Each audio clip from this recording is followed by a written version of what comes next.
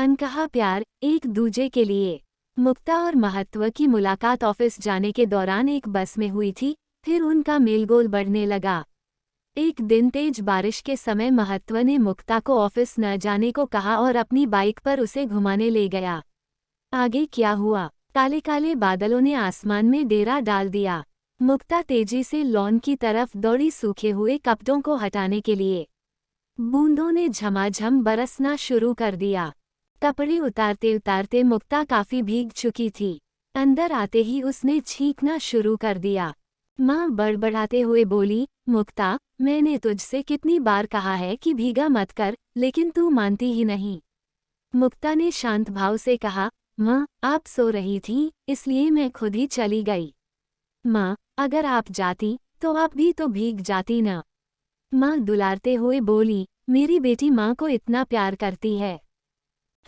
मुक्ता ने सिर हिलाते हुए कहा और माँ के कंधे से लिपट गई। तू पूरी तरह से भीग गई है। जाकर तौलिए से बाल सुखा ले और कपड़े बदल ले। मैं तेरे लिए अदरक वाली चाय बनाकर लाती हूँ, कहते हुए माँ चाय बनाने चली गईं। मुक्ता खिड़की से बारिश की बूंदों को गिरते हुए देखने लगी। देखते देखते वह पुरानी यादों में खो गई। ऑफिस जाने के लिए मुक्ता बस स्टॉप पर बस का इंतजार कर रही थी कि तभी एक नौजवान उसके बगल में आकर खड़ा हो गया। अच्छी कदकाठी का महत्व ऑफिस के लिए लेट हो रहा था। आज उसकी बाइक खराब हो गई थी। महत्व रह कर कभी अपने हाथ की घड़ी को तो कभी बस को देख रहा था। तभी एक बस आकर खड़ी हुई। सब लोग बस में जल्दी जल्दी चढ़ने लगे। मुक्ता और महत्व ने भी बस में चढ़ने के लिए बस के दरवाजे को पकड़ लिया। महत्व का हाथ मुक्ता के हाथ पर रखा गया।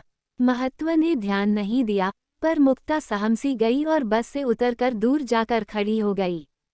महत्व जल्दी से बस में चढ़ गया। बस कुछ दूर निकल गई। महत्व ने बस में चारों तरफ नजरें दौड़ाईं, पर उसे मुक्ता कहीं भी नहीं दिखाई दी। महत्व को कुछ अटपटा सा महसूस हुआ और वह भी बस से उतर गया। मुक्ता बस स्टॉप पर खड़ी दूसरी बस का इंतजार कर रही थी। महत्व ने मुक्ता के पास आकर पूछा, आप बस में क्यों नहीं चढ़ी? मुक्ता ने बहुत ही अदब से कहा, जी, बस यूं ही, भीड़ बहुत ज्यादा थी इसलिए। तभी दूसरी बस आकर खड़ी हो गई। मुक्ता बस में चढ़ गई। फिर महत्व भी बस में चढ़ गया। शाम को ऑफिस की छुट्टी के बाद वे दोनों इत्तेफाक से एक ही बस में चढ़ गए। उन दोनों ने एक दूसरे को देखा और हल्की सी स्माइल दी। अब दोनों का रोजाना एक ही बस से आना जाना होने लगा। ये सिलसिला साल भर चलता रहा।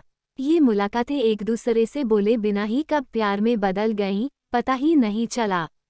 एक दिन महत्व और मुक्ता बस स्टॉप पर खड़े थे। काले बादलों ने घुमड़ घुमड़ कर शोर मचाना शुरू कर दिया। महत्व ने मुक्ता से कहा, मौसम कितना सुहाना है, क्यों ना कहीं घूमने चलें? मुक्ता ने झिझकते हुए कहा, लेकिन ऑफिस, आज ऑफिस को गोली मारो, मैं बाइक लेकर आता हूँ, बाइक से घूमने चलेंगे। तुम मेरा यहीं इंतजार करना, मैं बस 2 मिनट में आया, कहकर महत्व बाइक लेने चला गया। थोड़ी देर में महत्व बाइक लेकर आ गया। उसने अपना हाथ मुक्ता की तरफ बढ़ाया। मुक्ता ने अपना हाथ महत्व को थमा दिया और बाइक पर बैठ गई। जब बहुत देर हो गई, तब मुक्ता ने कहा, काले बादल घने होते जा रहे हैं और अंधेरा भी बढ़ रहा है। अब हमें यहाँ से चलना चाहिए। महत्व ने बाइक स्टार्ट की। मुक्ता पीछे बैठ गई। दोनों चहकते हुए चले जा रहे थे। काले बादलों ने झमाझम बरसना शुरू कर दिया। मुक्ता ने दोनों हाथों से महत्व को कसकर पकड़ लिया। आगे गड्ढा था, जिसमें पानी भरा हुआ था। महत्व ने ध्यान नहीं दिया। बाइक गड्ढे में जा गिरी, जिससे महत्व और मुक्ता बुरी तरह जख्मी हो गए। महत्व की अस्पताल पहुंचते ही मौत हो गई। मुक्ता बेहोश थी। जब उसे होश आया, तब उसे महत्व की मौत का पता चला। महत्व की मौत से मुक्ता अंदर से टूट गई।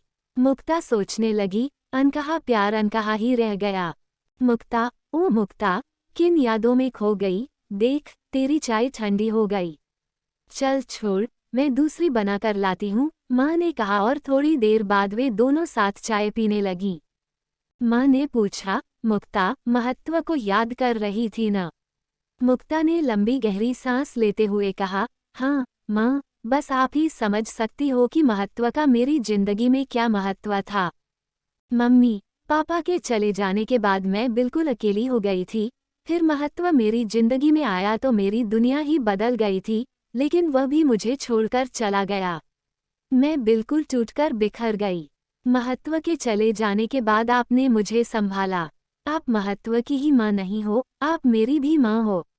अब आप मेरी जिम्मेदारी हो। मैं आपको छोड़कर कहीं नहीं जाऊंगी।